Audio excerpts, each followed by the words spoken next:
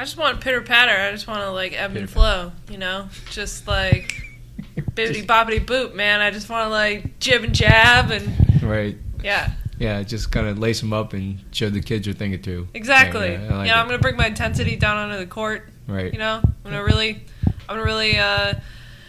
leave it out on the field. I'm gonna leave it all out there. I'm gonna make sure that I've prepared, that I've come ready to play, and so then it's just gonna be automatic. Because all of the hard work is in preparation. It is. So that's what I'm going to do. And then the rest of it is perspiration or something like that.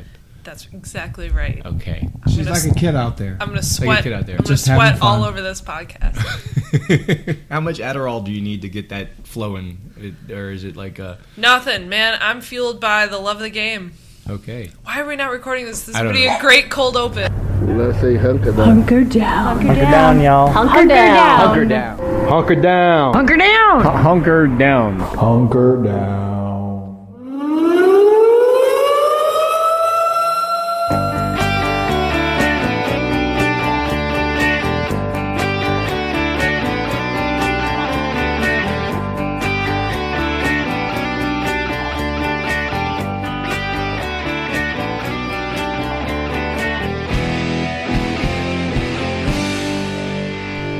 Okay, hello everybody, and welcome to Hunker Downcast again. This is episode number 17.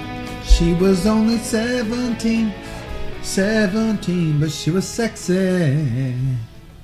I was hoping you would come up with something that wasn't... I got one all the way up to 19. You weren't going to do... I'm going to let y'all wait for the other one. I thought you were going to do Sexy and 17.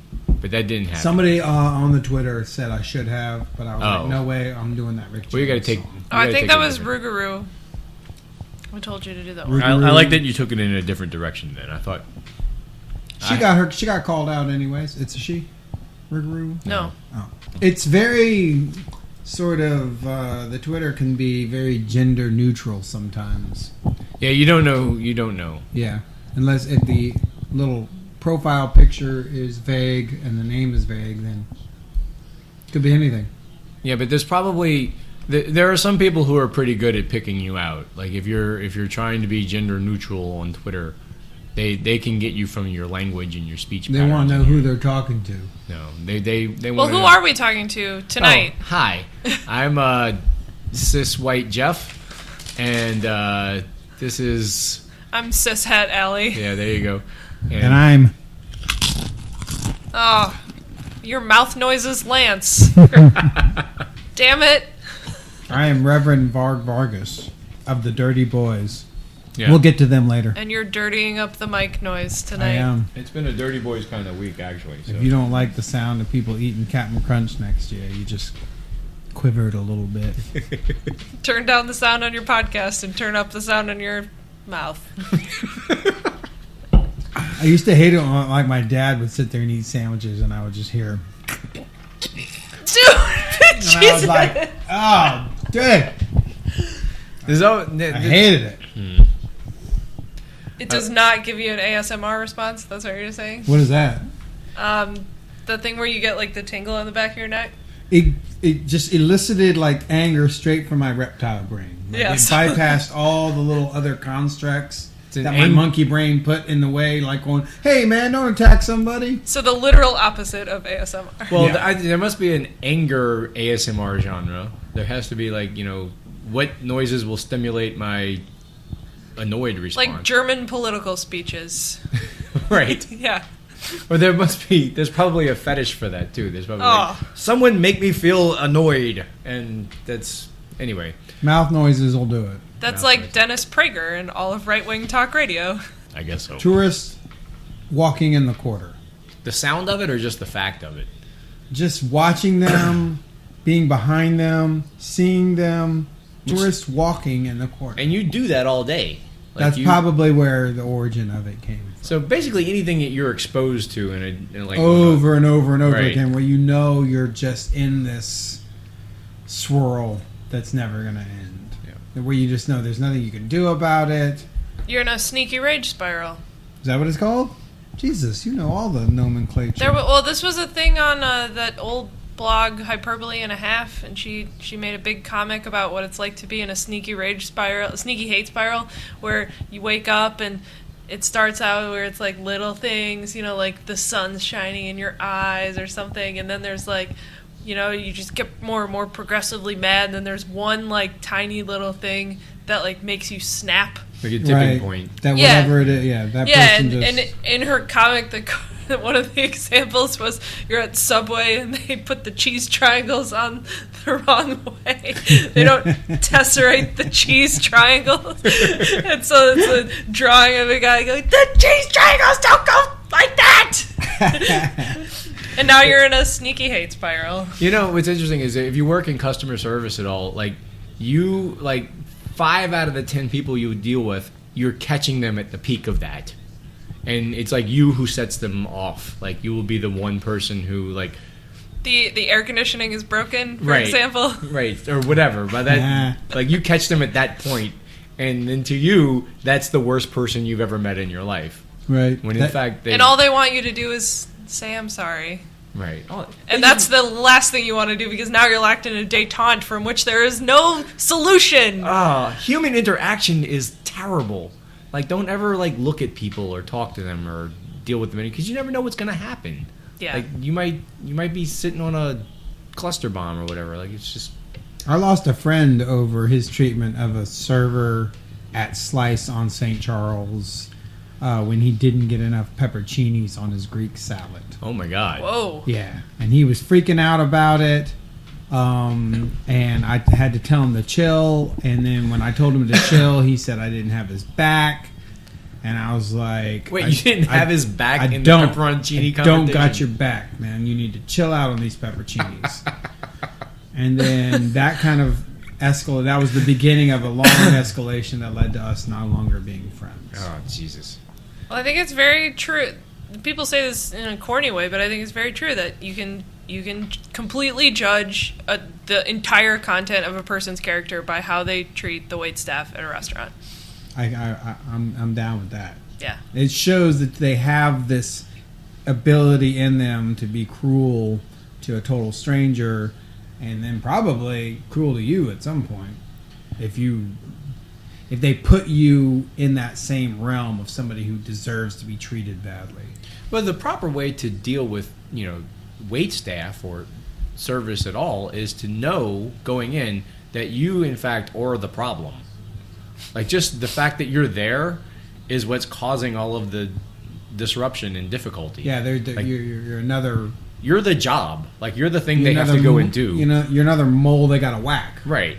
So... You're not necessarily the problem, but you can make it better, and if things go badly, it's probably not that person's fault. I think it's about identifying fault properly. So if you're with somebody and things aren't going right for them, and they choose to blame their server, like, that is the complete...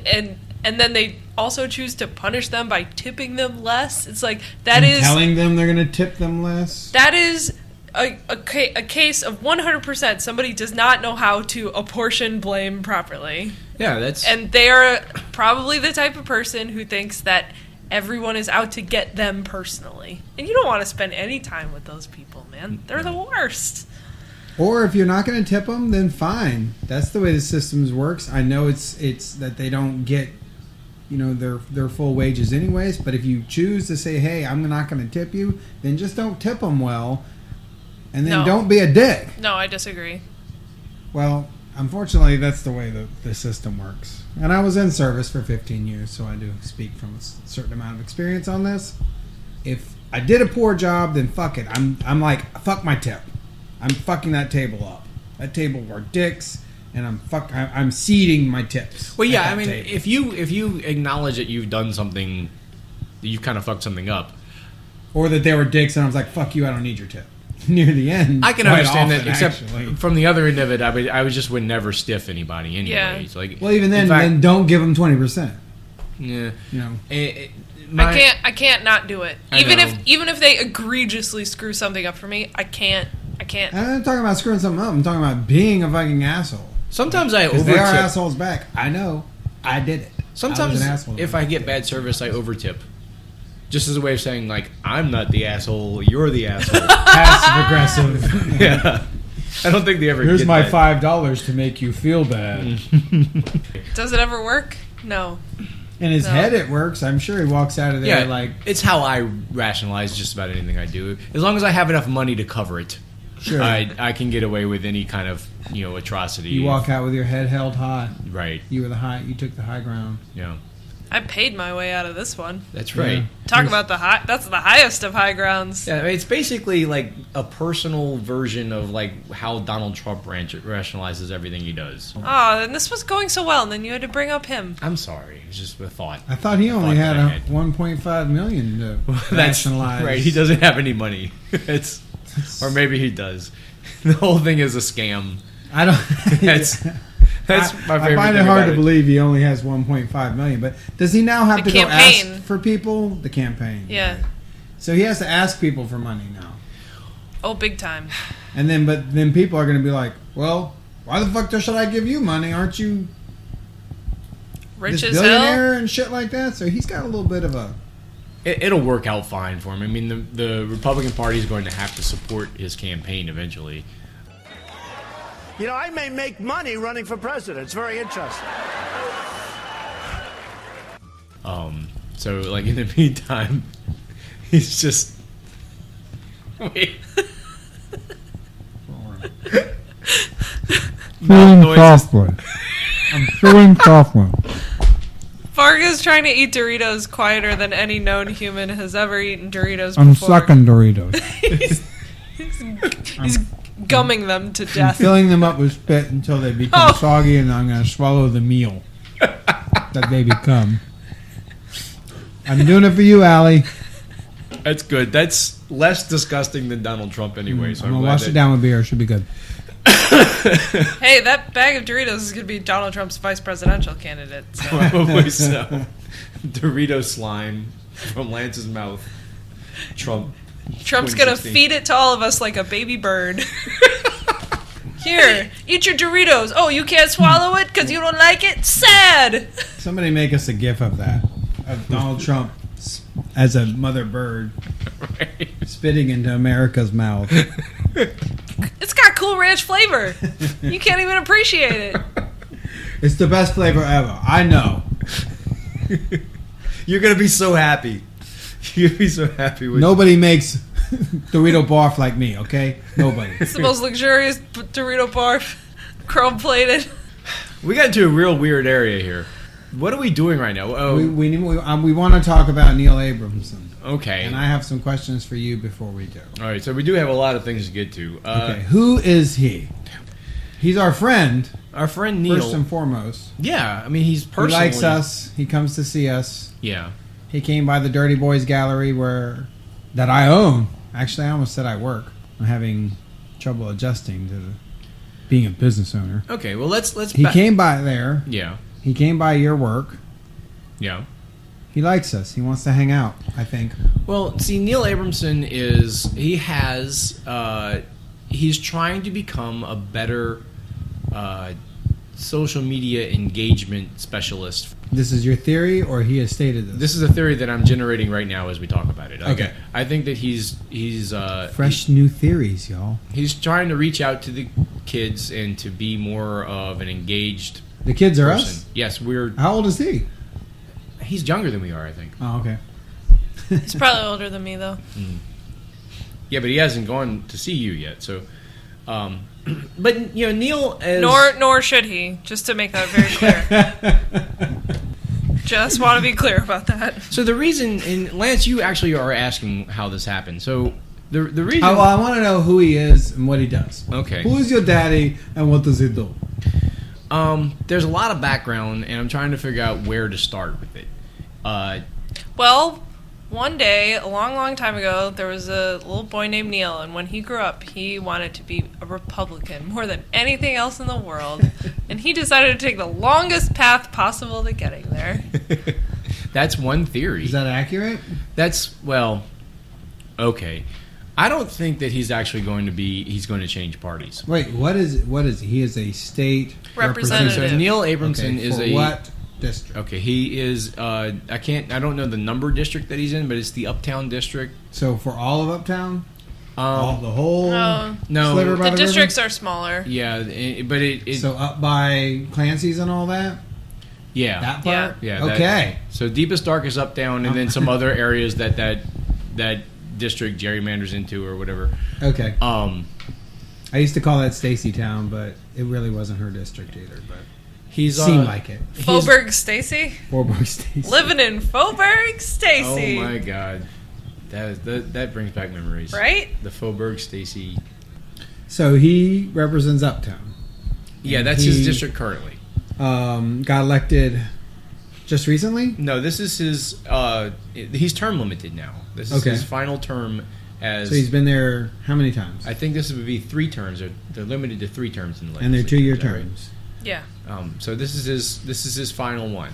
Okay. And so he came along. So post Katrina, definitely post pre Saints victory, pre hipster arrival, all that stuff. Yeah, definitely post Katrina. In fact, we're gonna get through this era.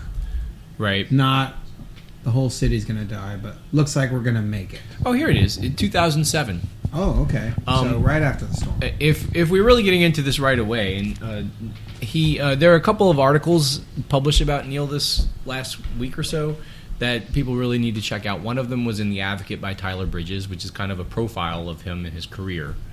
And the other one was by our friend... Is that Tyler Bridges of the... Of the Tyler Bridge Lounge? Yeah. Yeah, where the White Dad Blues Experience? Yeah, or whatever. Featuring Engineer Pat. Yep. Okay. So you can check them out. And the other article is by our friend Lamar White, which is a little bit meaner for a lot of reasons, but those are 2 that we'll put in the show notes. Lamar? Look at me, Lamar? Is that what you're calling him now? That's what I'm going to call him now. Okay.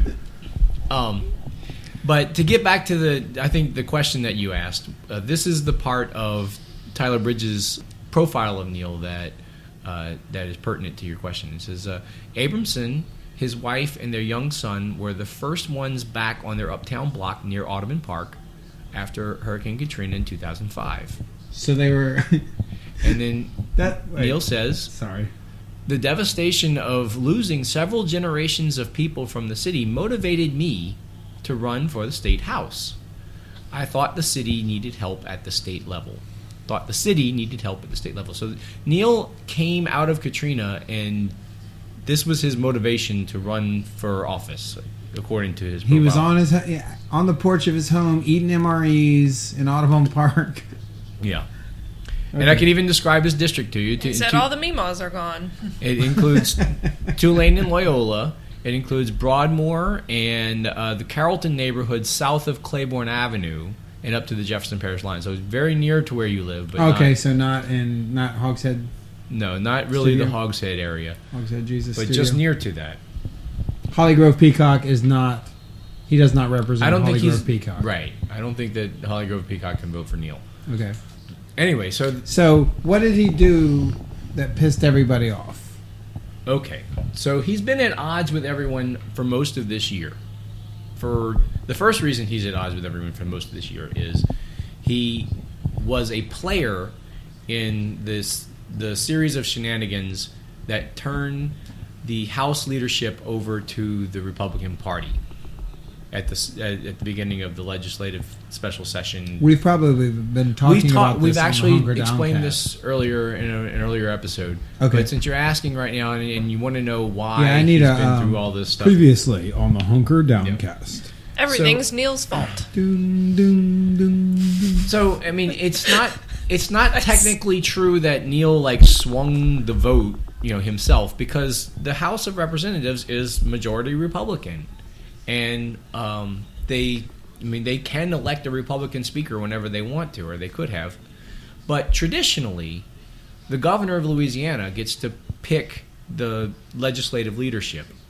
You may not think that's a great tradition, or I might not think that's a great tradition, but it's true. It's a thing that's been going on for when years it's and a years. Republican, but now that it's a Democrat. No, even Kathleen Blanco did it. Yeah. I mean, this has been the norm. Even David Treen back in in the 80s was the first Republican governor elected since Reconstruction in a Democratic legislature. They let him pick the leadership. I mean, that's just what they do every time.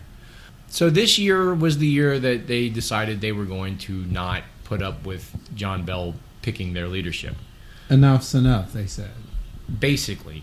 And in order to let that work, there's a series of complicated votes and caucuses and arguments they had to have in order for it to happen. But part of the mechanization through which they turned it over was Neil, instead of just letting the Democrats unite behind Walt Leger, who was the governor's handpicked person, Neil put himself up for speaker, and then eventually through his whatever support he had garnered over to the Republicans. He didn't hit his support, I want to stress this, was not the deciding factor in this, but just the fact of him kind of, lending a little credence to their argument that they should have a Republican speaker was part of what pushed him over the top. Okay, so here's a Democrat saying we should have a Republican. And what did he say that for?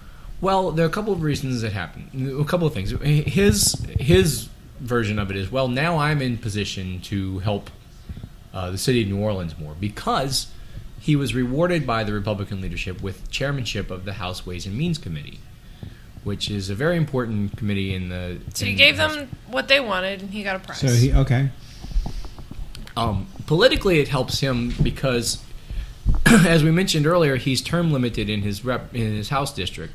His next step, logically, is to run for state senate during the next election. His Senate district is different from his from his House district. His Senate district is... it includes a lot more of like Old Metairie, and it's just more heavily Republican, and much more conservative. Okay. So he's already politically positioning himself. People who are cynical about this will tell you he's looking to ascend. Yeah, he wants to run for that Senate district because Conrad Appel is term limited as well. That's going to be an open seat. So he's just doing what he has to do to keep himself in office. Right. So he can help more people. Right, because, he'll be there helping you. Right. And going back to his narrative about wanting to... Right. What did it say? Bring back the Meemaws. Bring back the Meemaws. Well, he said, I thought the city needed help at the state level. Okay, so... That's what he's doing. He's just doing everything he has to do. Yeah. Regardless of the party, because he thinks all that's probably bullshit. So he's doing everything he has to do just to stay in office so he can keep helping people. Well, as long as it's him doing it. Sure. But he has a weird definition of helping people because he's also missed more votes than any other legislator over the past however many years he's been in the legislature. He's missed more votes than anyone else. So ooh, burn. That's another thing that came out in both Lamar's and Tyler's articles this week. And I also, before I say this, I would like to talk about how Beth Blankenship was on this like last year when everyone was mad at Neil in the first place. Neil Abramson has a habit of strategically missing votes on controversial issues. Yep. Specifically on abortion. According to Bridges, in fact, let me look that up. It says Abramson has an especially spotty voting record when it comes to abortion, usually a highly charged issue. The Louisiana Right to Life Federation has recorded him as absent on all 8 abortion-related related votes on the group's 2016 scorecard. Among the votes he missed was a measure that will require the state to defund Planned Parenthood. That was the big controversial one this year. For the legislative session from 2012 through 2015, Abramson voted on only 2 of the 15 measures tracked by the group. So it's insane that we've had that many, by the way. Yeah. That's a whole nother can of worms, but those are difficult waters to tread if you're trying to, present yourself as a moderate, I guess, especially in New Orleans. Yeah. So he doesn't want to do anything that will make him appear either or. Yeah, he wants that to might be his motivation. the every legislator. Okay. Yeah. I mean, that's kind of the read on him. And a lot of the people who, in these profiles, who know him and talk to him, the things they emphasize about him are how smart he is, and how he, in high school he was a leader in his class. He was the high school quarterback. He played college football. What high school? I gotta go look that up. He went to Dartmouth for college, where he played free safety. Damn. He Episcopal High School in Baton Rouge. Okay. Oh, so he's not part of Big Crusader. No, he's not. Okay. Free safety for Dartmouth. Okay. He was high in his class in law school. Like, so he's Well, this everybody guy was who's high in their always- class in law school. Right. Man, I used to. Oh, So he scored high. That's what I'm saying, Oh, right. my bad. Argentina just scored again. Oh, by the way, while we're talking, the USA versus Argentina soccer match is on, and we're getting our butts kicked right now. It's 2-0. So just if you want to add to the sinking wow. feeling, This is Messi just hit a penalty kick. Is what it looks like there. All right, Or a back, free kick. back Free to kick. back to Neil. wow. So Okay. he's a baller. He used to. He's been on the gridiron. He knows. Right. He knows what it's like to Lace him up and spit some of those mad sports phrases out at us. Yeah, you know, he's got a lot of grit and guts and determination. He has. And he really knows how to rally the troops. how to bring Show his some leadership. He believes in himself. You guys are just crushing it here. You were doing way better when we weren't live. Before I started drinking. Fucking booze. So what? Because always my go-to is brings his intensity down onto the court, which is a basketball one. So I got tripped up He in my brings his brain. intensity down to the Louisiana legislature. Right? Okay, so this year has been an interesting year for Neil because to start off with, he made a name for himself helping the Republicans take over the House, and that has been, if you listen to this show, and you'll know that that's kind of been an issue with the budget this year. They've been It's been the original sin of this of this entire of year, 2016 of the 3 sessions. The 2 special sessions and the regular session this year. It's been the Haven't there tripping been wire. 3 special sessions this year? No, there have been 2 special sessions and 1 regular No, session. there was 1 and then the regular, and then haven't we had 2? Or no, we're gonna have to have another one. So we're gonna have another special Maybe. one. Yeah, Maybe. yeah. Okay, So I've lost track. No, it's okay. It's almost like the legislators have a full-time job now. Yeah. So That's nice. it must suck So- for them. you might remember it's been a problem for a couple of reasons. The Republicans have been in charge of the House, and that's really helped them stymie a lot of the governor's revenue initiatives, especially like the more progressive forms of tax increases that he's asked for. Whereas you have to now collect sales tax on the art that you sell. I was pissed off about it at first, and then Allie helped me sort of mitigate it in my head by saying it's just a fee I have to pass on to my customers, and I've had no problem doing that. Okay, but it's been You're welcome. Thanks, Allie. While that's happening, we've also rejected proposals to have people who make over $100,000 a year claim less of their federal income tax return as an exemption on their state income tax return. So, just stuff that really affects wealthier income taxpayers and things that affect chemical companies and the people with special exemptions. The House has all of a sudden bucked up and said, well, we don't want to pay any more taxes on those particular issues, whereas They'd rather cut the waiver programs for disabled folks so they can live in their homes, right, and cut tops, I guess, even though they're all freaking out about tops now. But hey, they mandated that all students are going to have to learn how to write cursive, so they've really been working hard on the issues that matter. Yes, and they've also... The great thing about this year is that the legislature has passed all kinds of horrible shit that nobody's been paying attention to because it's been all about the budget all year. Everything... They passed a 72-hour waiting period for abortions. Right. I mean, ridiculous. Absolutely ridiculous. It's. I'm not going to be able to bring the funny on it because it makes me so angry. Yeah, it is. It's been horrifying if anybody even had time to talk about it. But in the meantime, we've been talking about these. I guess you can add abortions to the things harder to get than AR-15s. Right. Oh, they've always been. Let's see, where were we on this? So here's the thing. The last time we did the show, we had this whole NFL film set up for where they were at the close of the regular session. The House desperately needed to pass the construction budget, and Neil Abramson, who is his go-to move is being absent for votes and things, was the carrier and author of the bill. They couldn't find him. Like he do nothing. Was hiding the whole time. It's one of my greatest tactics. Right. It's gotten me through my life. And as a matter of fact, you can do something or not. As a matter of fact, they weren't able to pass the bill in the regular session, but they brought it to the special session with them. And the thinking at the time was that the Republicans would have all of the construction projects with which to trade favors for. It hasn't really worked out for them that way in the special session the way they thought it would, but it's just been another annoyance because they did have to go ahead and pass the construction budget in a special session.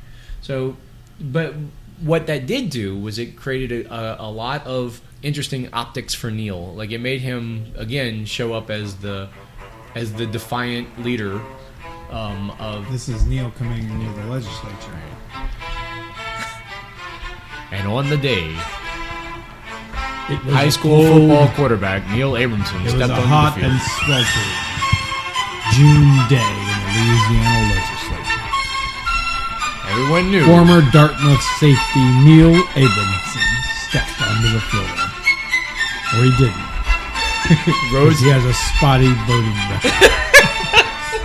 Roads needed to be paved.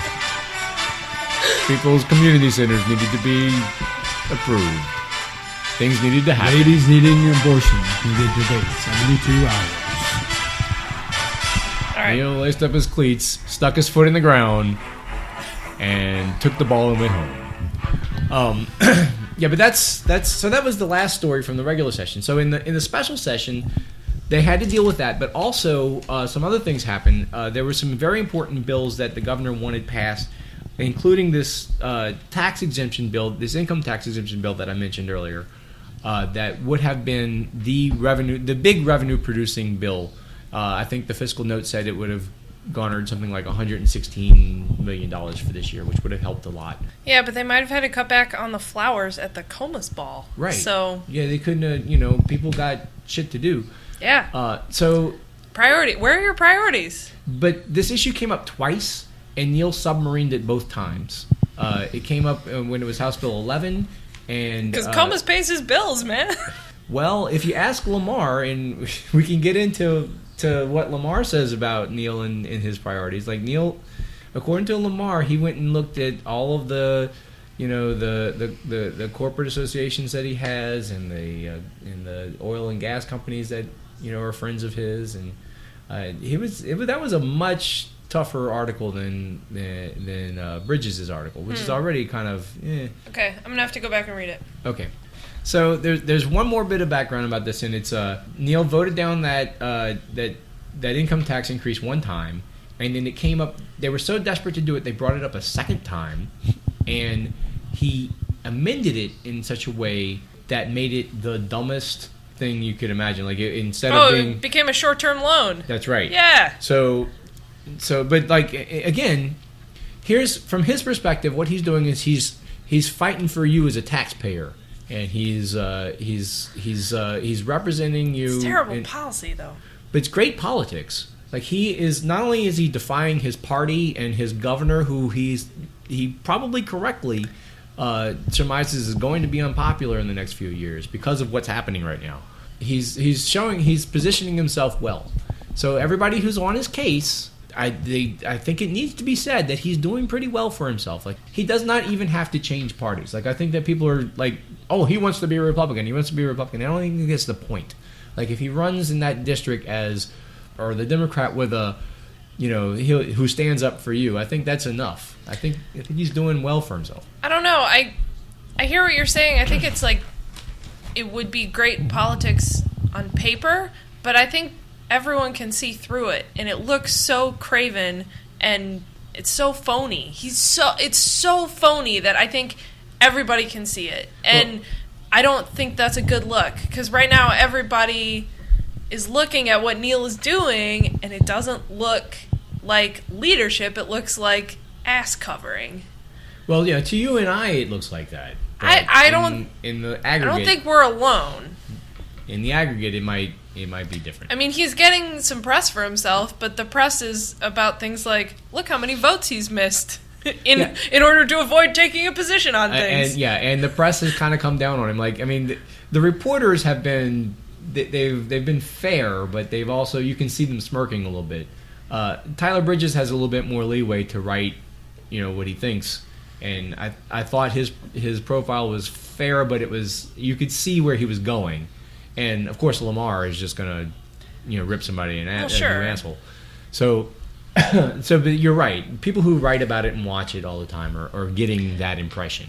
But I think that in the long run, I think politically, when he goes to voters and says, "Look, man, you guys pay a lot of taxes," and the people who talk to him all day and who fund his campaign and who he has to really deal with on a regular basis are people who don't want to pay a higher income tax, or who are very concerned about TOPS first and hospitals maybe later. Or I think, wasn't it even Conrad Appel who this week said that there's a lot of poor people who are getting health care as a luxury item or something like that.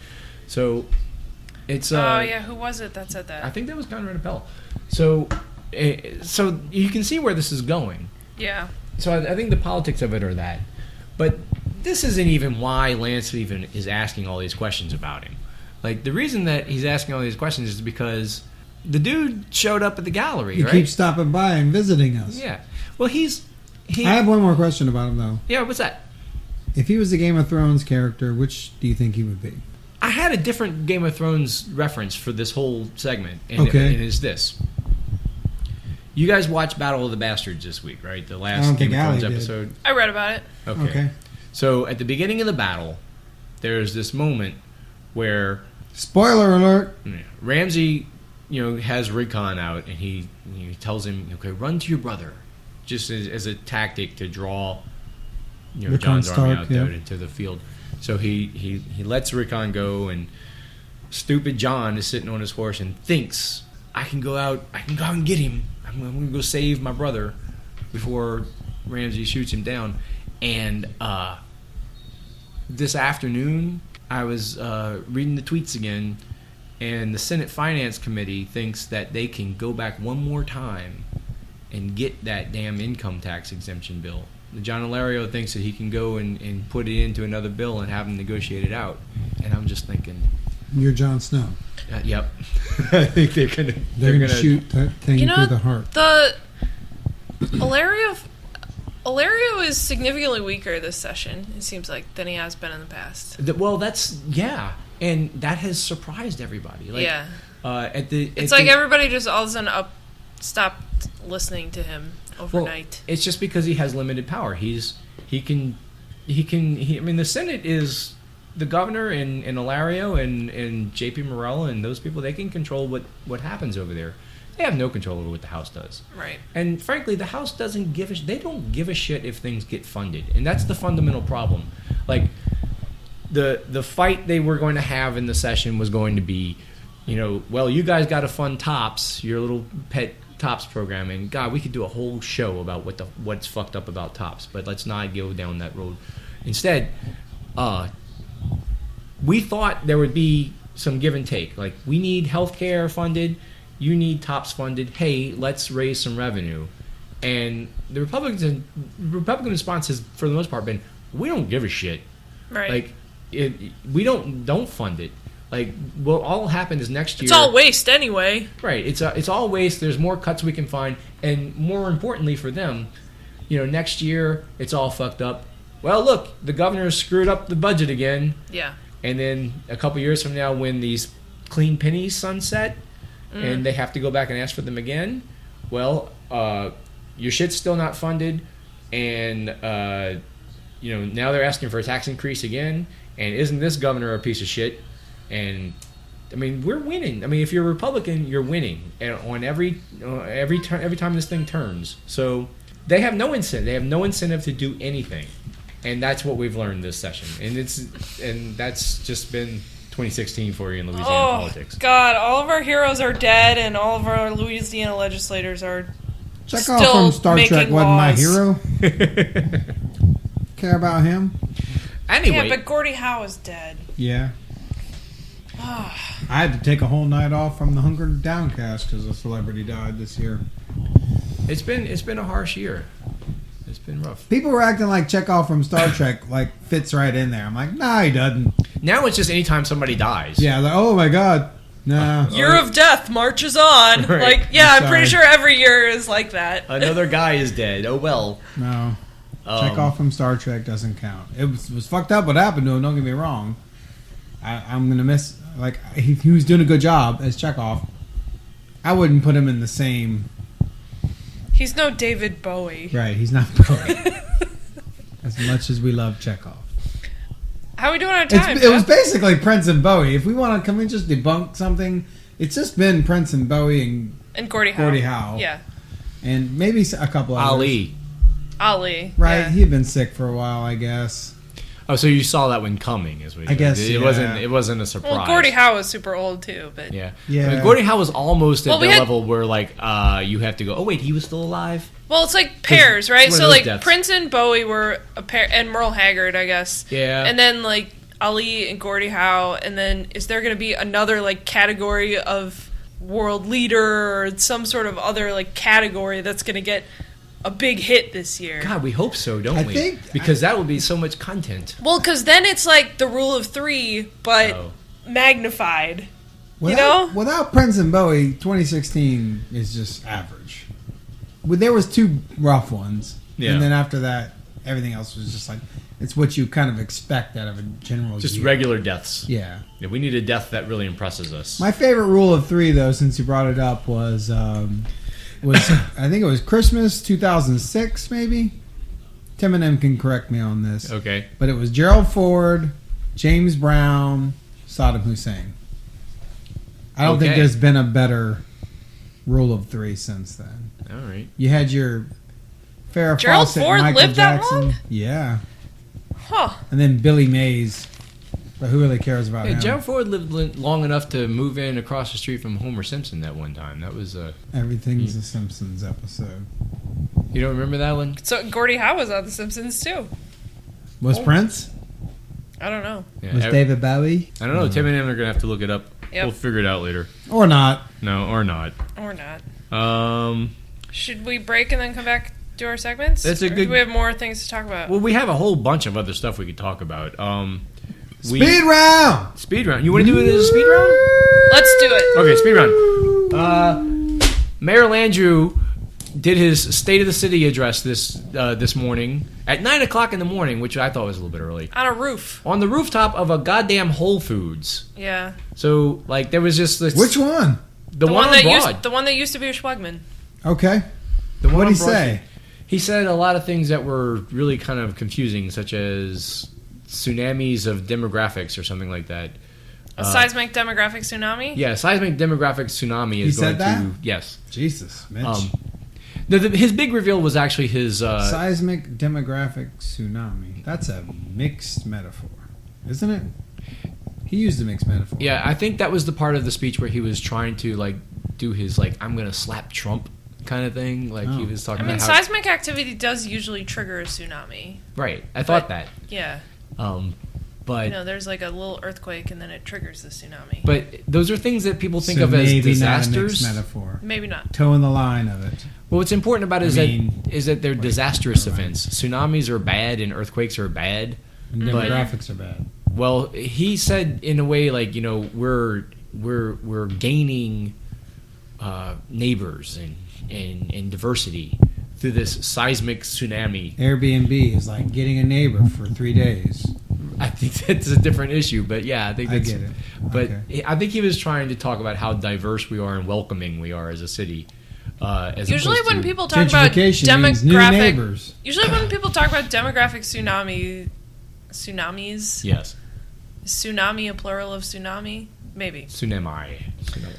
Tsunami-y. Tsunami. It's usually when people talk about that in terms of demographics, it's about an aging population. Like our whole population, like 60% of our city is going to be 65 or older in 10 years because So of the baby boomers. a tsunami coming yeah, and via we're time. not going to have anybody working, and we're going to be screwed. So like that's usually the context. That's not exactly how he meant it, though. He meant it in I know that he didn't. I'm saying that's why it kind of threw me for a loop, because usually when I hear about like the coming demographic tsunami, it's all about the aging of a big cohort.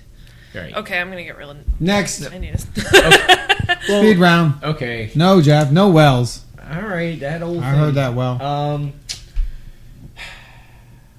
Listen to the sadness in his voice. I know the sigh, the audible sigh. That's really, something y'all don't pick up on the Twitter. Crushed him. But he wanted us to talk about Mitch more than anything else on that whole fucking piece of paper. Because I want to slam the shit out of his housing plan, but we'll save that for a later one. Cause that's an evergreen. But yeah, let's let it mature. Because that housing plan is bad for a lot of reasons. Anyway, I got blocked on Twitter by Greg Bensel, who is the media person for the New Orleans Saints.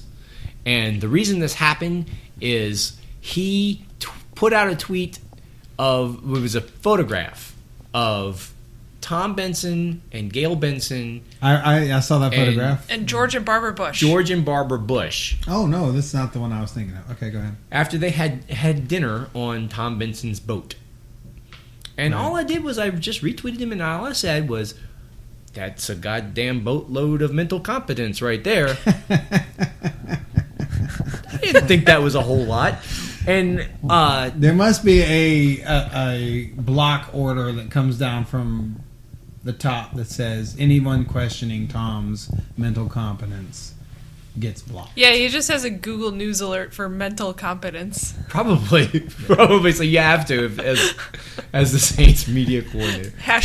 # mental competence. So I found out I was blocked today. That really cracked me up. But the really funny thing about that picture is this. I mean, the thing about when somebody like that blocks a little guy, when the big guy blocks a little guy, it's just basically the big guy saying like, "Hey, here's the area that we're sensitive about." Right. So they might as well have just ignored it, and it would have been dead in the water. But instead, they blocked you. Now we're talking about it on Hunker Downcast. You're going to put it in the show notes.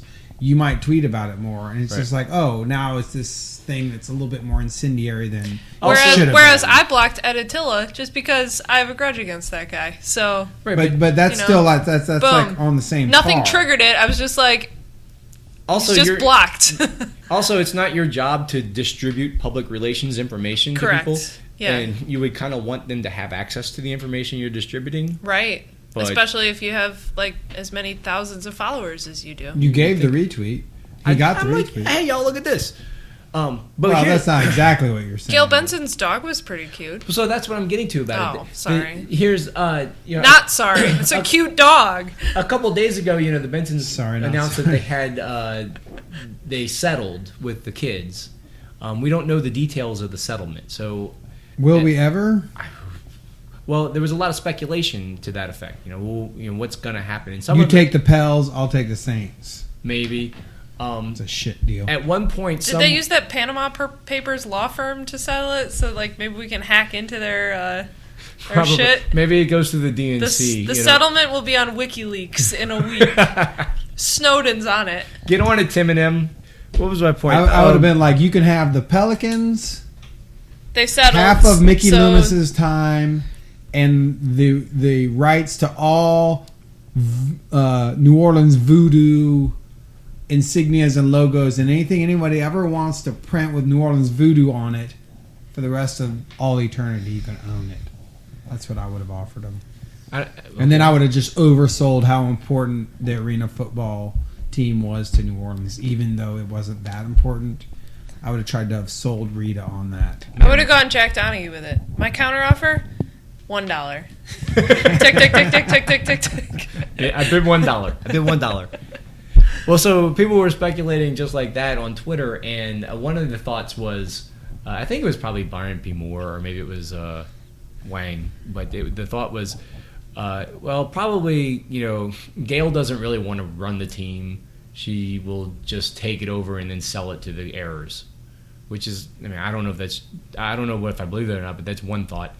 But then what I thought was, Gail probably has like a small dog or a parakeet or something, and it just seems like something Gail would do. Like she would just give the team to that, right? After she's gone, like Leona Helmsley. Yes, And so I'd forgotten about that conversation until until Bensel's tweet, and there's Gail in the picture holding a goddamn dog, and I'm like, yeah, of course, there it is. That dog is going to get the team now. So learn how to speak dog. And what would the dog do? Be like, hey, this Gumbo guy. I don't like this Gumbo guy. Get this Gumbo out of here. He's going to be the new fetch monster. I don't want him. Right, he can't even pick up teas. Right. I don't want no dogs around. I'm the only dog in the Superdome, all right? Get rid of Fetch Monster. Get rid of Gumbo. And then they have a big fight in the owner's booth. Yeah. Yeah.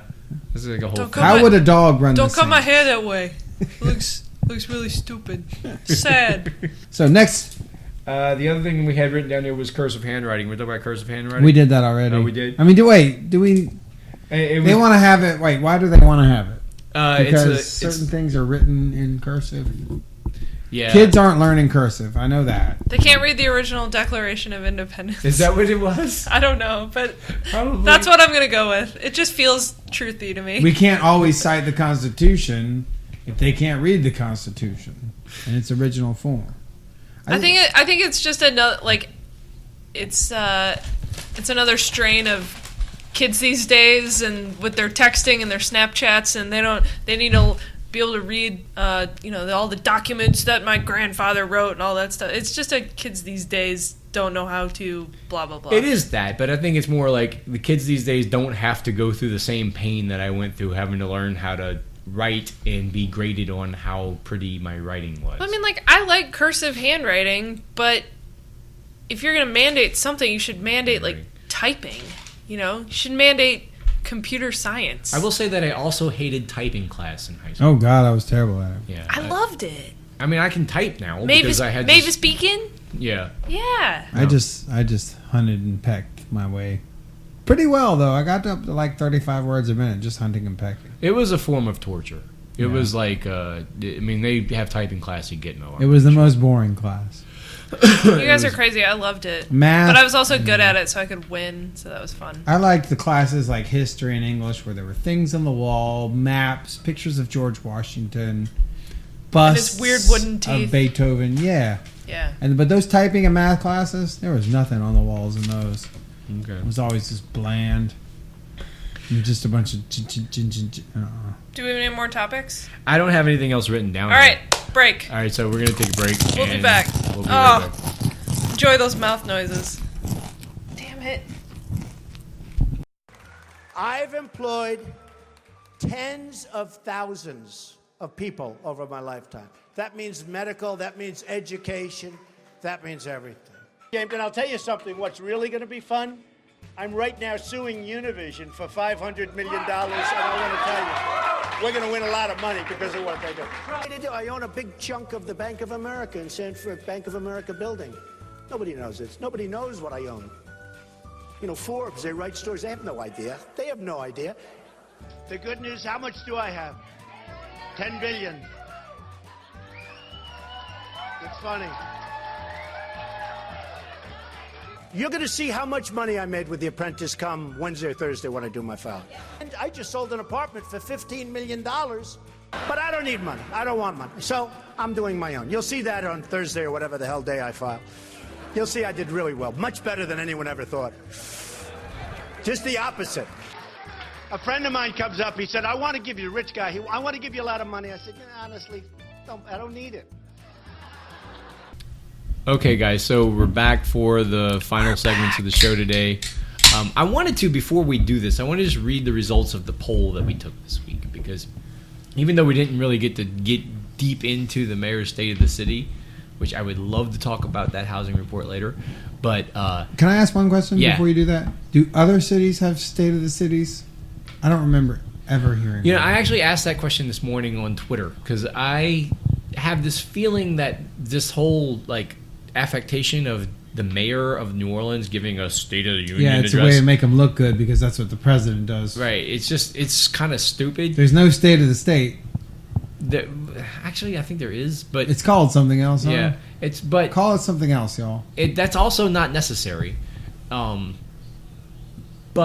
I think that this whole thing started probably very recently, and I really think it just goes. I think it just goes back to Nagin. Yeah, sounds like a Nagin. And thing. I would love Tim and them to like tell us when was the first state. When was it first called State of the City? State of the City. That's like that's a weird thing because it's really stupid.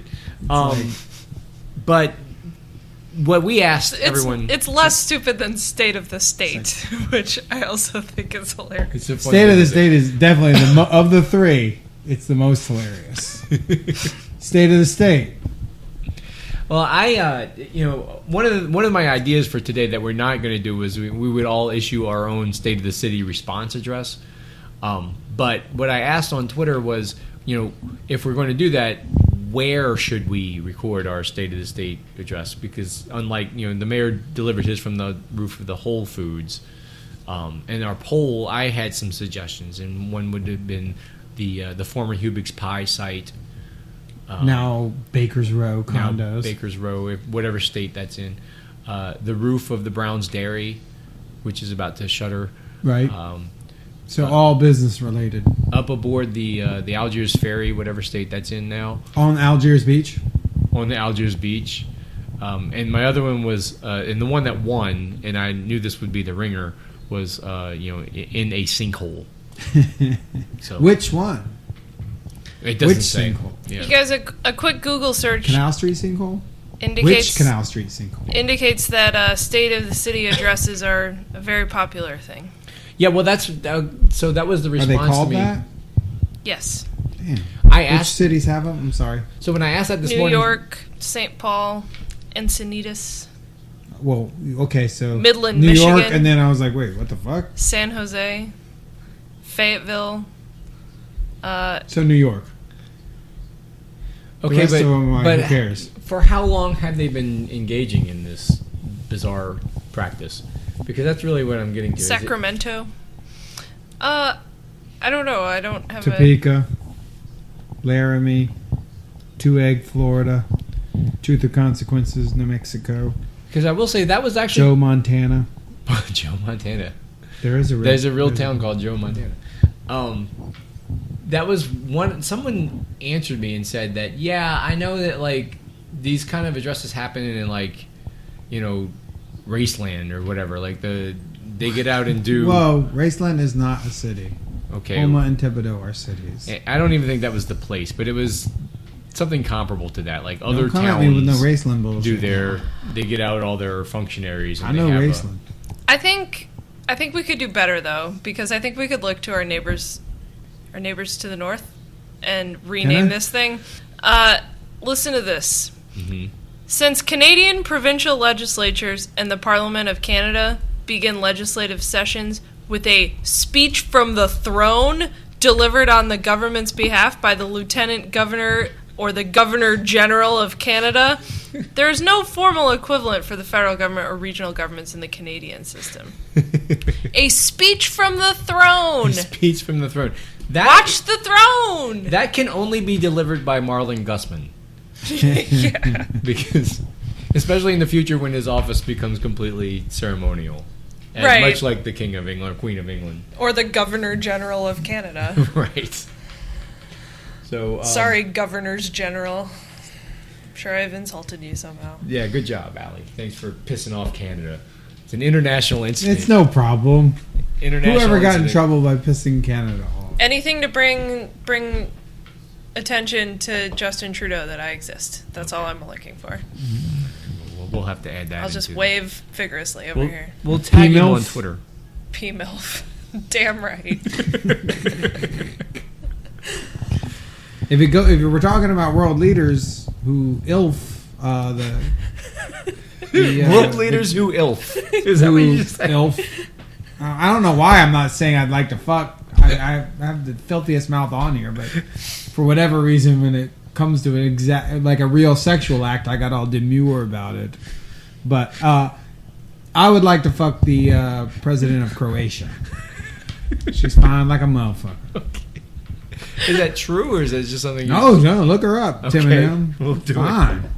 All right. Fine as fuck. World leaders, who And ILF. that one who unfortunately got shot in Britain last week. She was pretty fine too. And a very good person, from what I understand. Pour some out. Anyway, this is actually supposed to be the stepping on, stepping out segment. Yeah, so, let's talk about it. It's Allie's looking at the president of Croatia right now. You'll see. That lady? Yeah, you gotta look up Prime Minister Croatia cleavage. I'm not going to put that in my Google search history. Man, I put child molester, or what did I put in? Child pornography in my Google search for the Hunker Downcast a few weeks back. I didn't mean to, but I did. And you, man, look. We all make sacrifices.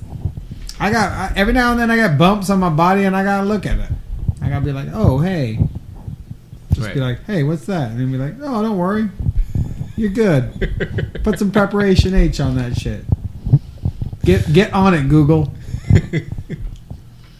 So, stepping on, stepping out. Yeah, or as I've come to call it, so-so. So-so. Have you now? It's like sixth the name now. Stepping on, stepping out, so-so. What y'all did. Who wants to go first? Why don't y'all talk about the Madden tournament?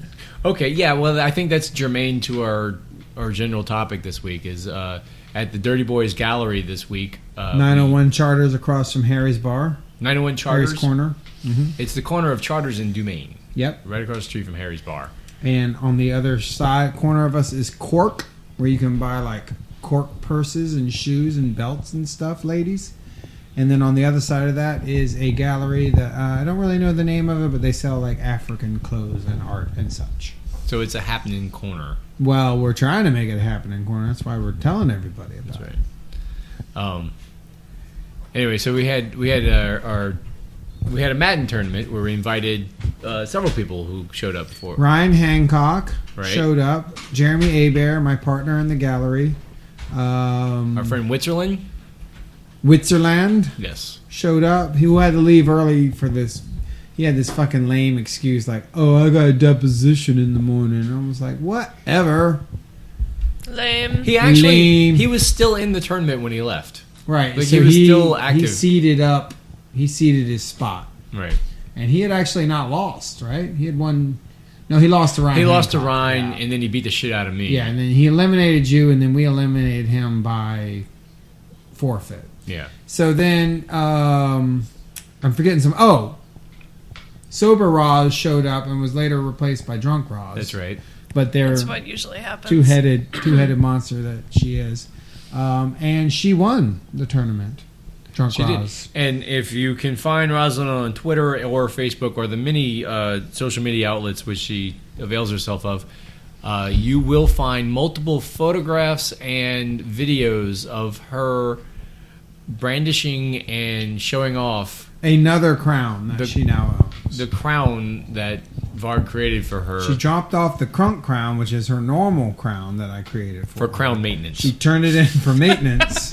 She cashed in a Lexus and just rolled out with like an Acura or something. That's So, right.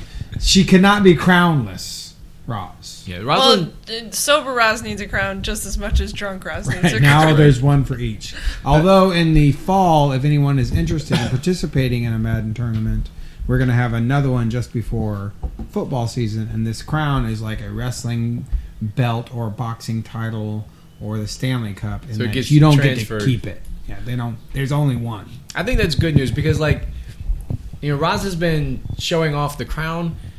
She put up like a video like the next day, like just another one of her wearing the crown, and just, you know, shout out to Varg and Jeff. Look at my crown. Dirty Boys, Madden champion, 2016. Shout out to my dudes. And I do not know that she's taken it off in the intervening time. I think she's been wearing it the whole time. That's got to affect the pompadour.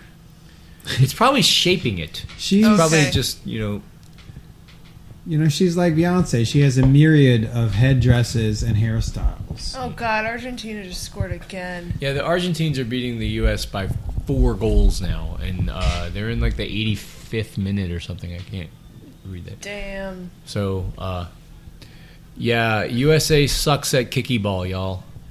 Sorry to say. But Oh. they don't. Argentina's just really good. Look at that pass. Oh, my God.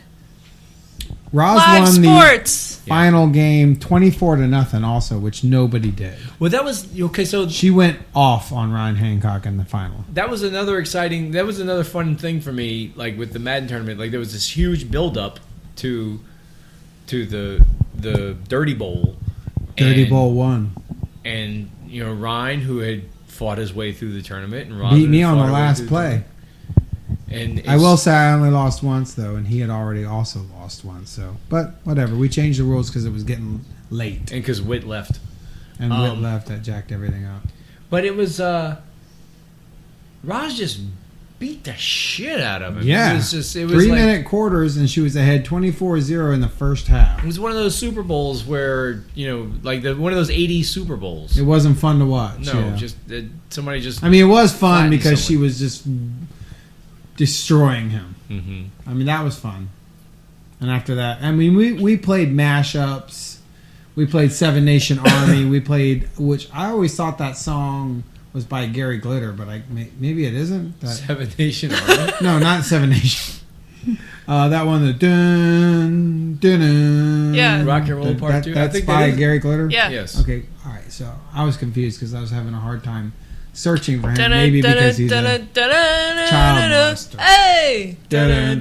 So we played that, and then Oh, you're talking about the party mix that you were playing while, like the mashup sports songs. mix. Yeah. Gotcha. Okay. Just to make everyone feel as though, man, hey, I'm like we're like really participating in something. There's a crown that we're getting that we're going to get to carry that we have to defend. We're playing all the right music. No, Giving us a little something. The gallery's a great venue too. Y'all got that big couch and the big couch. TV, and it was, Harry's is across the street. It was fantastic. There was time. an NBA championship game going on, and Steph Curry was getting his ass whipped by LeBron and them. Mm-hmm. So that's what we did. And Linda Hamilton showed up. And Linda Hamilton, the Terminator mama, showed up and bought a piece of art. And here's the funny thing about that is Linda Hamilton, Sarah Connor walks into the gallery, and everybody's like whispering, "Oh, look, it's Linda Hamilton." And I thought it's just some lady who looks like her, and they're just being assholes. So I did not. They're just being assholes. And I did not talk to her. That's Jeffrey's default mode as it relates to human They're just activity. fucking with me. They're just being assholes. I didn't go like say hi or anything. I just ignored her. I didn't even look at her. And then later, I'm like home. Do not look at and there's Linda like Hamilton in the eyes. 1,000 selfies with Roz and Well, Roz, Sarah she Connor- wasn't Sarah going to Connor. miss out on that. No way. So that happened. Who didn't show up was Representative Neil Abramson. Or Mitch Landrieu, both of whom we invited. There were open invitations extended over Twitter to Neil Abramson and Mayor Landrieu to come Representative Abramson said his son is the better player, so maybe in the fall we can get him to show up. Yeah, so that's the thing. Coming back to just Neil is an engaging fella. Like you tweet at him, he'll tweet back. He'll talk to you. He'll come to your shit. You Like invite Arnie Neil to the Filko party. used to be. That's right. Well, He would always respond to my emails. Oh, you had a little conversation with Arnie Filko. Yeah. Okay. But anyway, so Neil showed up at the gallery like the next day, right? And said he wanted to check on who won the tournament. Yeah, he just rolled by. He's just like, maybe he's just getting the lay of the place. Say there's a room back there, there's an exit there. Over here's a bathroom. So, when he sends his thugs, he can be like, hey, make sure you guard the back door when you go in there and work these guys over. Okay, that's one way of looking at it. I mean, it's the only way I think of things. I'm from the street. Thug life. That's dark. It's dark. On the other hand, People are coming to get you, man. You don't got your AR-15? yeah, but Neil, I got mine. Maybe Neil just wants to play football. Like we talked right. about this. He's a quarterback. He's a safety. He's a safety, He's the thinking man on both sides of the ball. Like That puts him in a unique advantage of playing Madden because he would know what the plays mean. Because sometimes on the defense, I was just picking whatever, as was evident in that play where I got smoked and I was eliminated. And he says his son is better than him, but everybody says that. Oh, my son is so good at whatever. I'm sure. My dad doesn't say that. Put that dude. My dad's like, "You're shit, son. You're shit, man.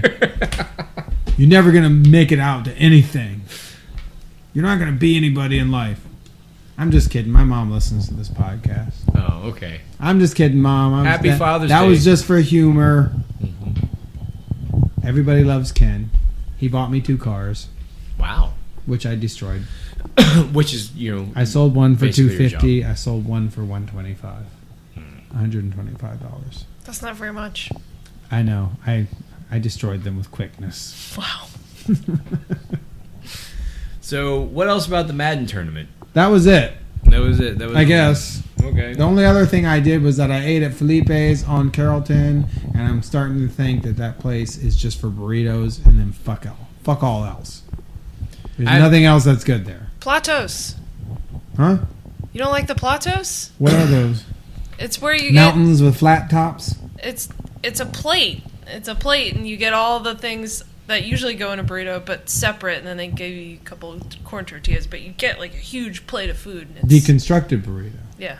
Okay. Then, cool. That sounds pretty good. Yeah. But if Platos it's not a are where burrito it's or at. a deconstructed burrito, or probably a margarita, because I've never had them, but They're okay, but the ones at Juan's are better. okay. I ate some tacos the other day, and there were 2 paltry little tacos that I would have eaten for like 75 cents on the streets of Tijuana. And they were like, I don't know, $3 a piece. And they were terrible. So I'm just like, fuck it. And also the crowd in there is just... I wouldn't have hung out with a single one of those motherfuckers. The crowd was young kids and high schoolers and maybe some college people and then some old folks and... I don't know, maybe just mid-city people. Maybe that's the way. This is the way they are. Well, Let's not get started with that. Okay. Well, anyways, the crowd was lame, and I wish I had just gotten me a super burrito to go like I normally do. Yeah. Well, The burritos are where it's at. They do have Bohemia at the bar though, which not a lot of places have, which is good. okay. It's no Umberto's taco shop. Hell yeah, that's what I'm talking about. Damn. That place changed my life. Change your life. Oh man. Wow, life-changing tacos. Yeah, it is. Yeah. It's a pilgrimage. They were amazing. That's in San Diego, M&M. Yeah. If you were wondering. I used to hit it so much. We don't have. It's a whole episode. I ate a lengua taco that was like the size of my skull. It was amazing. You could eat anything at Umberto's. You didn't have to just get the burritos, although they were badass. You could get a lengua taco. I got a lengua taco and a fish taco. And the fish taco was like, this, like football size. It was huge. Yeah. For like $3. That's where I'm coming from. And Yeah. then I go to this place on Carrollton, Felipe's, and I'm just like, these tacos, fuck this. Okay. Well, it's not. Don't be sad about it. You didn't have to do it. I'm Jeff. I'm kind of now. It's like such a downer for me. Like people had bad tacos, and it's like Yeah, thank you. Life's too short to eat bad Such tacos. an empath you are, it's Jeff. hurting my feelings. Oh, Lance had bad tacos. What am I going to do? So what else happened? Did anything else happen? That was it for me. Oh, I mean, I did other shit, but it was just the normal stuff. Yeah. I boiled crabs on Father's Day. We went over to Mom and Dad's and got a hamper full of crabs and Whoa, is that what it's called? yeah, Hamper, something you put used laundry or crabs in. yeah, Dual usage. And we boiled them and ate them. Actually, we're still eating them. One of the things I've learned about boiling seafood is that if you like the lemon flavor in your boiled crawfish or your boiled crabs, people like you want to put a lot of citrus in the boil, and that's great, that's helpful. But really, if you really want it to taste like that, just put it on top of the shit once it comes out of the boil. You don't have to do it just in the boil. Sprinkle it on there because it gets on your fingers and everything, and you just eat it that way. And Makes no difference if you put it in the water or not. it makes more difference if you put it on top. I mean, we do it both ways to be safe because we want it, but you get a lot more mileage per lemon if you just sprinkle it out on the animals as they've been deposited on the table. Oh, And that's man. my one seafood boiling tip. Other than Creatures. Call them creatures. Animals seems like it has a backbone. Crabs are, I guess they're animals. They're animals. Crustaceans. Yeah. They seem more like a creature. An animal seems like a mammal.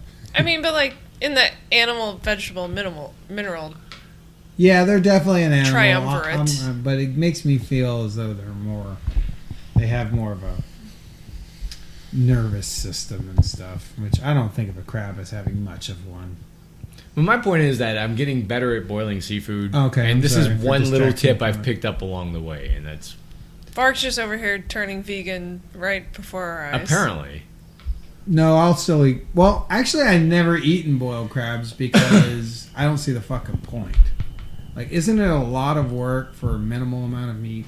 It is hard. It's hard to pick a crab. And you gotta They're suck fussy. it, You have to actually get into it, and and then the whole time you're getting just like Do you use tools? half teaspoonfuls, Or of just like a crab. butter knife? Or whatever's handy. But I mean, crab meat is delicious. Jigsaws? So there's no reason not to really go for it. I mean, you just have to be committed to having shit on your hands.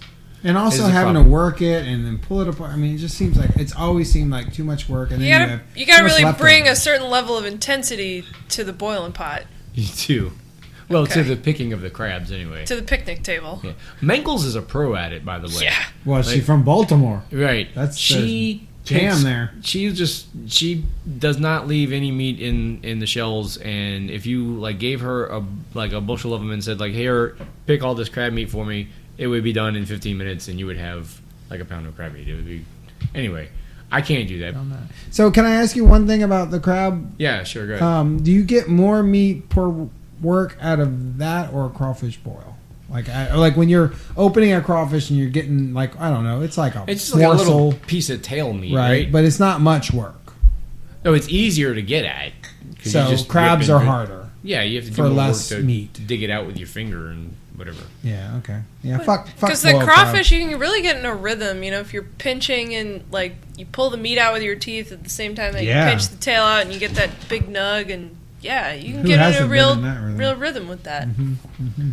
Anyway, crabs are what's in season right now, so that's Right, well, crawfish are in Mr. late season. Seasonal eating over here. no, because that's what you can get. And They got that beautiful red coloring the crawfish right now. That very deep kind of. you were talking about that. The Yeah, other day. yeah, it's a beautiful color, man. No, but they're hard shells, and they're Yeah, they're on their way out. That's for sure. We're in our last 10 to 14 days worth, maybe. Anyway, that's all I got. What do you got this week? I went to trivia last week at 12 Mile Limit on Wednesday nights. Oh, yeah? I always enjoy doing, and I haven't gone in a while because we're either doing this podcast or watching The Americans on FX, which was great. But I finally got back to trivia. That was really fun. I don't really have a story to go with it. Did you win? We did not. It's actually a really hard trivia night. We were, I thought, very competitive, and we still finished 7th or something ridiculous. It's a really hard trivia night. We should show up as the Hunger Downcast at a trivia night and challenge Tim and them to come fight us. Trivia night challenge for the Let's podcast. pick a night. Tim and M. Bring it on, Tim and M. Yeah. All right, I'm writing that down if I can get my pen to work. What was I going to say? 12 Mile. They did bar politics at 12 Mile last week. And from what I hear, it was fantastic because Shermsy went. Oh, yeah. And she tweeted about it, and she thanked us for the recommendation. And it sounded like it was a good time. And they're going to do their next one on homelessness, I think, is their next topic. No, sewage and waterboard. Oh, sewage and waterboard. Damn it, you're right. Sewage and waterboard is their next topic. That's... I hope for an in-depth discussion of whether it's sewage or sewerage. Yeah, I'm looking forward to that. that would be fun. How's it spelled? Sewerage? Sewerage. I never knew that. Yeah. Because But the sewage is the poop, but the sewerage is the pipes. Right. Is that the proper terminology for all Yes. the pipes? Apparently, yeah. Okay. So anyway, I just wanted to plug them one more time. That's their next topic is sewerage. And, Nobody in July. says sewerage. Well, I think they say surage. I've never said it. Porridge, but surage. I've- Surge and waterboard. Sewage and waterboard. I've never You looked gotta- at my bill that closely. It's always You just will been now. like, It'll be like oh, yeah. seeing the little arrow in the FedEx logo. You can never unsee it. Yeah. Oh God. I'm going to say that to people. Did you know that it was actually sewerage and waterboard? or if I'm trying to get some sort of psychological edge in a conversation with Wait. somebody. Sorry, Engineer Pat just asked me if there's an arrow in the FedEx logo. The answer is yes. There is. See if you can find it. There's also an between the arrow E and the X. and the there's Hillary an arrow. Clinton logo. You know that one, right? I wish I could show you guys the look on his face right now. Anyways, if I'm arguing with anybody ever and I'm just trying to like mentally fuck with them, I'm gonna be. You mean sewerage and waterboard? There you go. You're welcome. Thank you. Bam, that's Bam. 2 high fives this week. That's several high fives. Yeah? Yeah. Yeah, you're on point. Killing it. You're on fleek. Speaking of me killing it, I've been going to an exercise class that I've I really forgot about this. enjoyed. Yeah, go ahead and talk to the kids about this. What is this? I've been going to Bar 3, which is one of those fancy white lady exercise classes. Is it bar 3 or bar cubed? Is it like bar, like... It's Bar 3. Bar 3, as in like the third bar. Yeah, I'm like, there's so many jokes there. I'm like, yeah, I do bar 3 exercises every weekend. What is it? It's yoga, Pilates, and ballet bar stuff mixed in. But Yoga, Pilates, and ballet.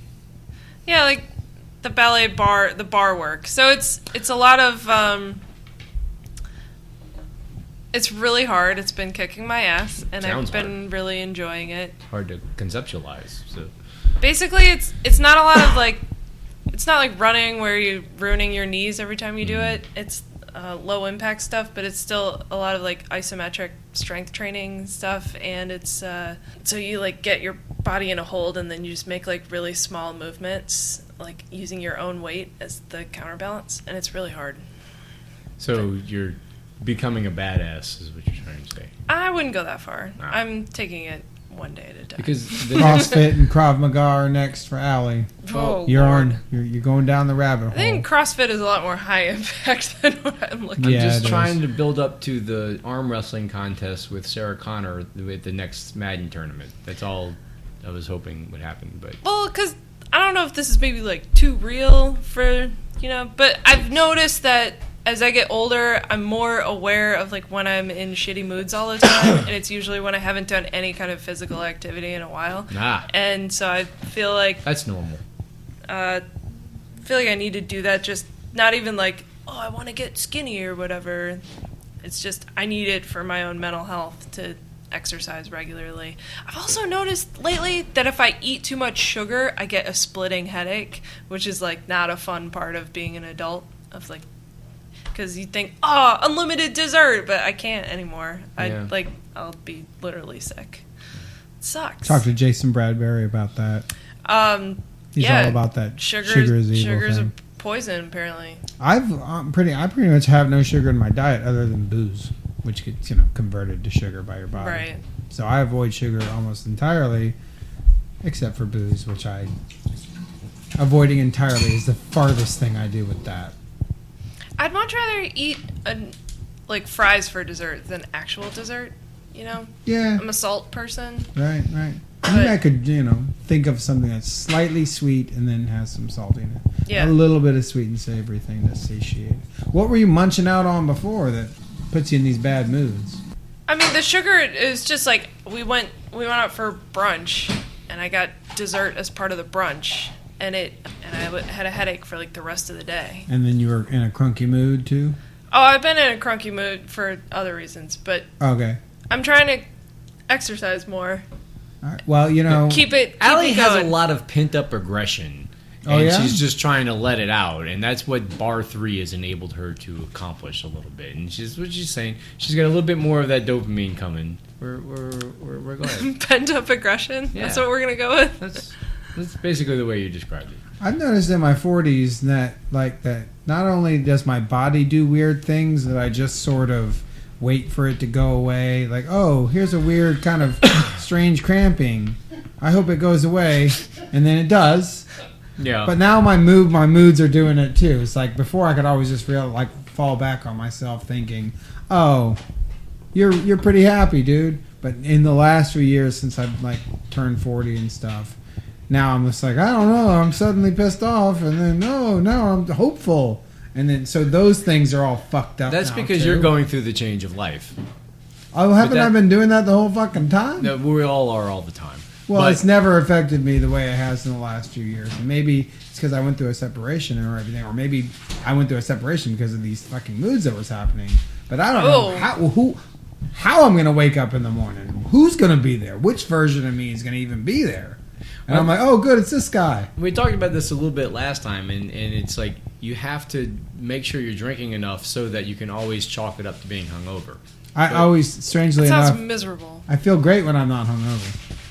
That's Okay. Ding. There you go. That's I the think other we thing just about answered getting that worse and getting older is that the hangovers keep getting worse. My hangover's been bad for as long as I can remember. I think, actually, that's not true. Since I was in my mid-20s, there was a point when it just got terrible, for me. And Rosalind to this day insists that the reason for my hangovers at all is because I have a brain tumor. But it's so helpful. Yeah. Dr. Roz. It's clearly the diagnosis. Because it's been going on for about 10, 15 years now. The mass is pressing on the hangover receptor in your brain, and it's causing it. It's in the way. It's in the way of something happening. I'm kind of with her on that because my worst hangovers were in my early 20s after I turned 21, and they've not really been that bad since. Yeah. Like every now and then I can feel it, and it's usually with whiskey, and it's usually there's a lot of factors that have to contribute to a hangover. But other than that, just standard drinking, not really. I don't hardly ever get hungover. So you only have existential crises when you're hungover? Oh, no. It's just there's that chemical, that thing where you're thinking irrationally. Oh, yeah. Like you can tell, I'm not really thinking this. Something is happening up there in my brain that's causing me to think this way. So therefore, I need to just hang on and get through it. Which apparently bipolar people, they're like that all the time, which would suck. I mean, for them. That really is the thing. Is that shit sucks.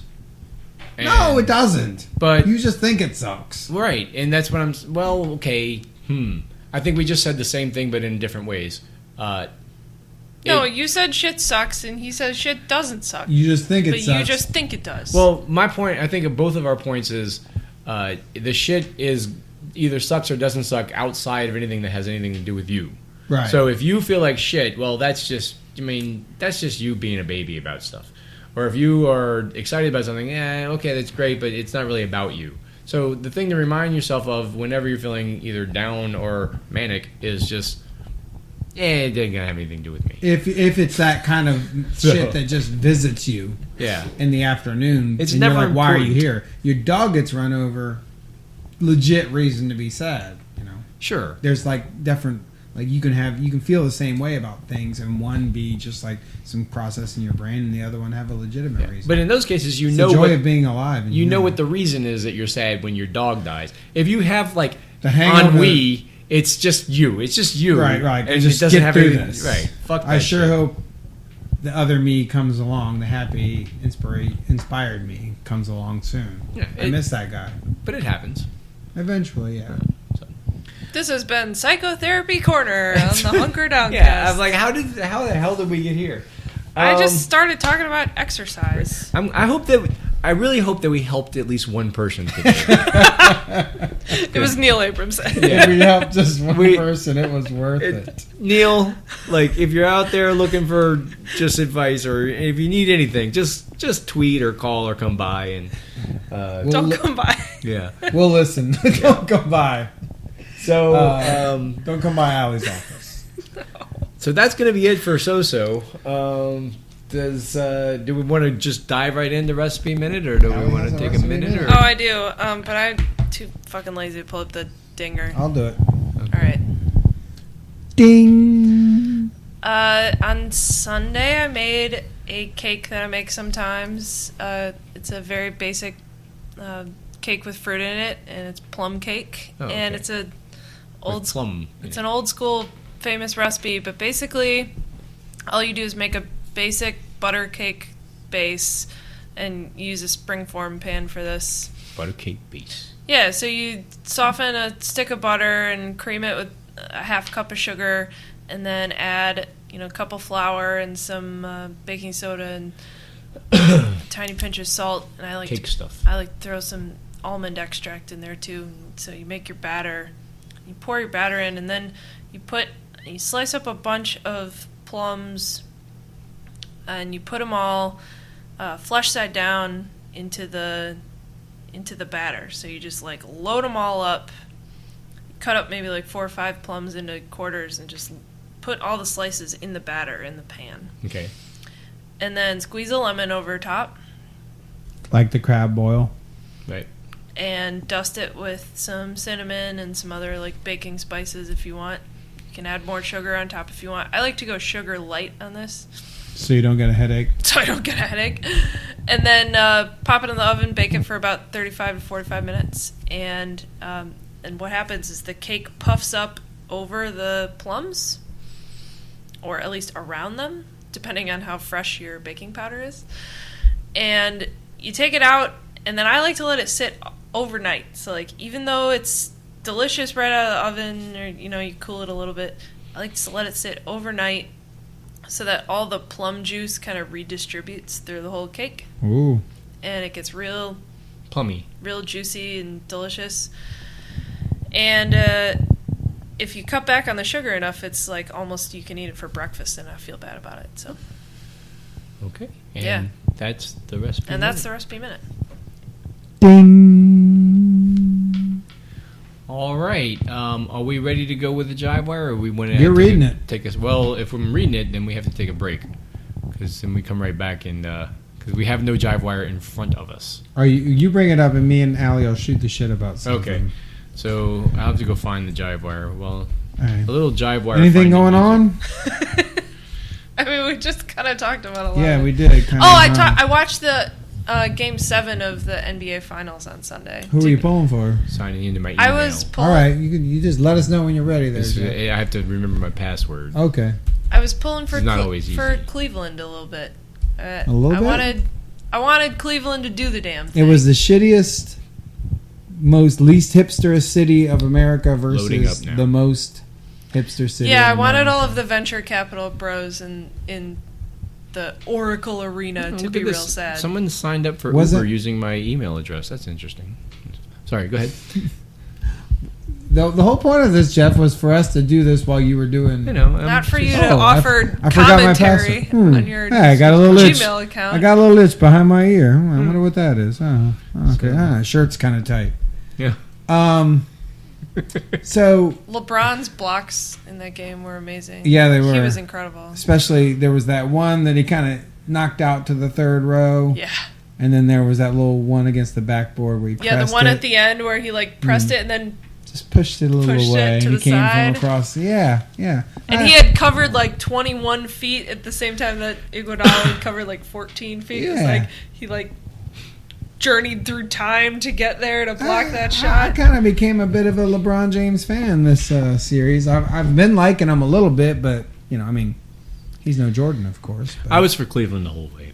Definitely. I mean, they needed to win something. Yeah. I was that was only for that team or for LeBron making good on having to come back and everything, and it was for Ernest Biner having for fumbling on the goal line. Yeah. That was for Tony Fernandez for letting that ground ball get by him in Game 7 of the World Series. That was for everything that Cleveland has been through, and this declining Rust Belt town.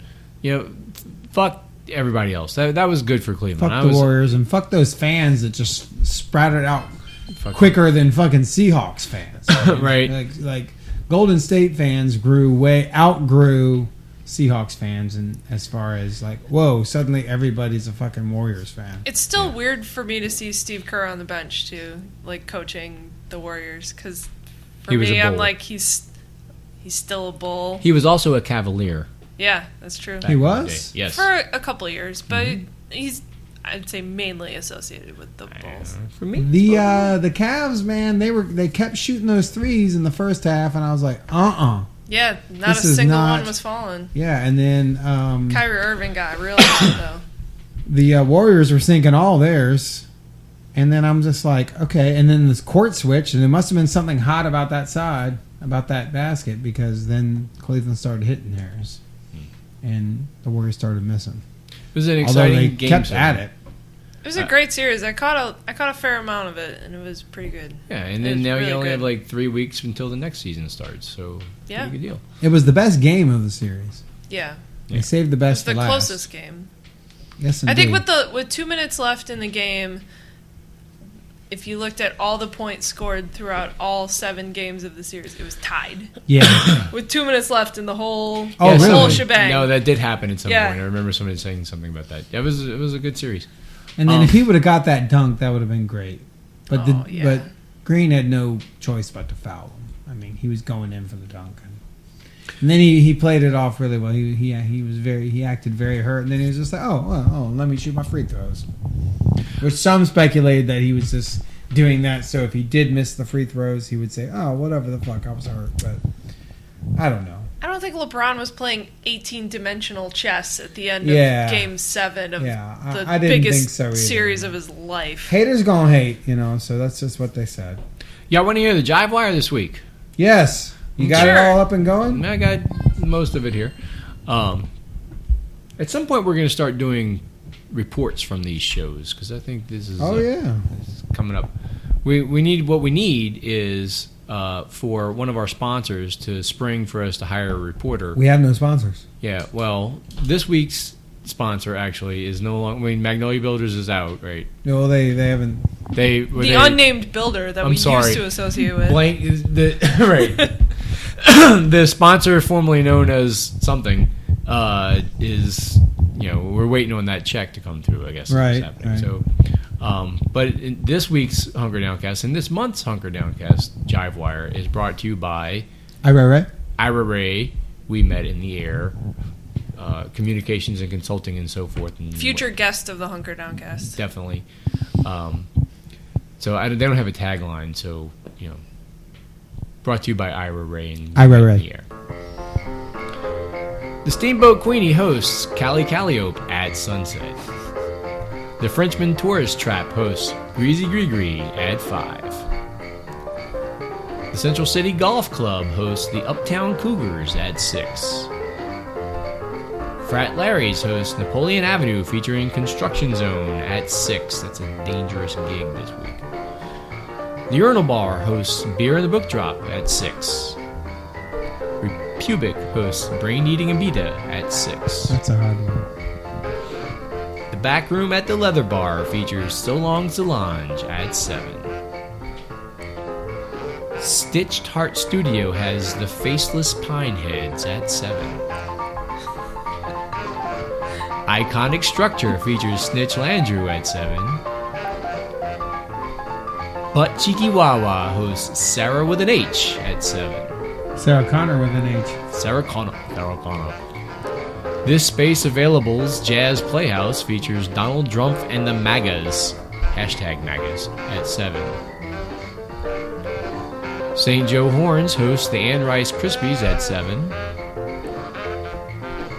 The Audubon Boulevard Bar features the One Percenters at 7.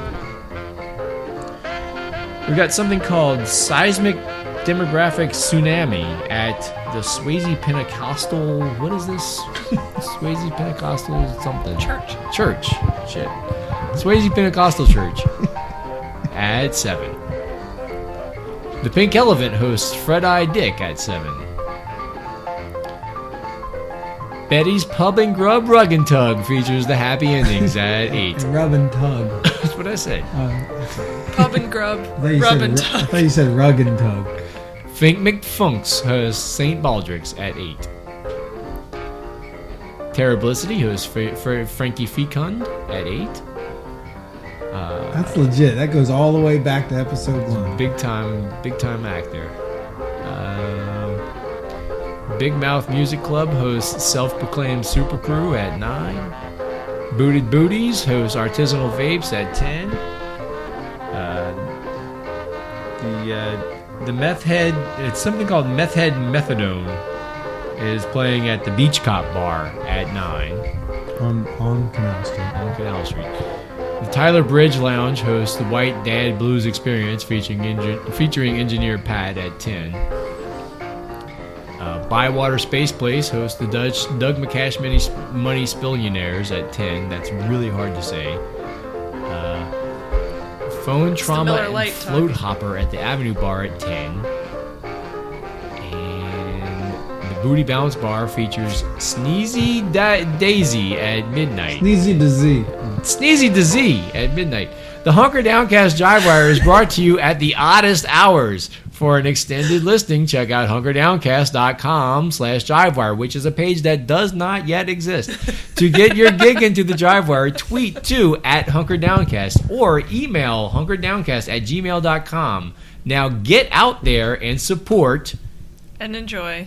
some live local music. And that's going to do it for the Jive Wire. Yeah. Yep, that's it. Gonna do it for everything. That's going to do it for everything this Go week. USA, man. We kept them under 5. Is that what happened?